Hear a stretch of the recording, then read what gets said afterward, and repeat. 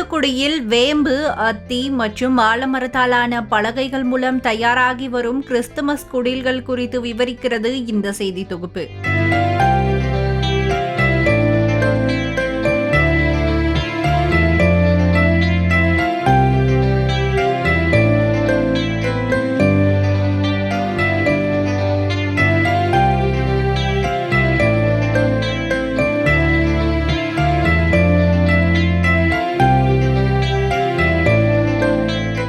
உலகம் முழுவதும் ஆண்டுதோறும் இயேசு கிறிஸ்து பிறந்த தினமான டிசம்பர் 25ஆம் தேதி கிறிஸ்துமஸ் பண்டிகை கொண்டாடப்படுகிறது.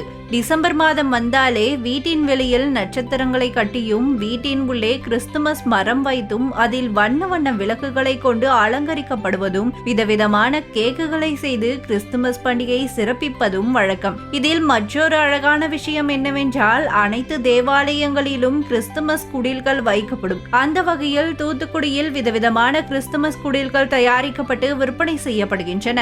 நாற்றுகளால் ஆன குடில், ஓட்டுக்குடில் மற்றும் ஓலைக்குடில் உள்ளிட்ட பல்வேறு வகையான 3/4 அடி முதல் 6 அடி வரையிலான குடில்கள் தயார் செய்யப்படுகின்றன.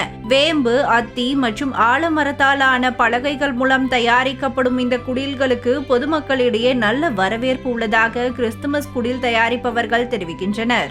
2007 இந்த குடில் செஞ்சுட்டு இருக்கோம். கிறிஸ்துவ நிறைய இருக்கிறதுனால இந்த இடத்துல வியாபாரம் நல்லா இருக்கும்.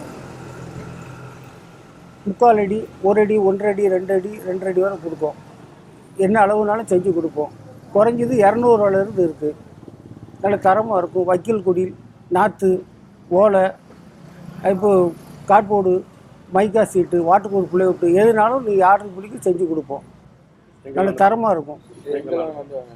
இங்கே மதுரை, திருச்செந்தூர், உடங்குடி எல்லா ஊர்லேருந்து வராங்க. போன வருஷத்துக்கு இந்த வருஷம் பரவாயில்ல.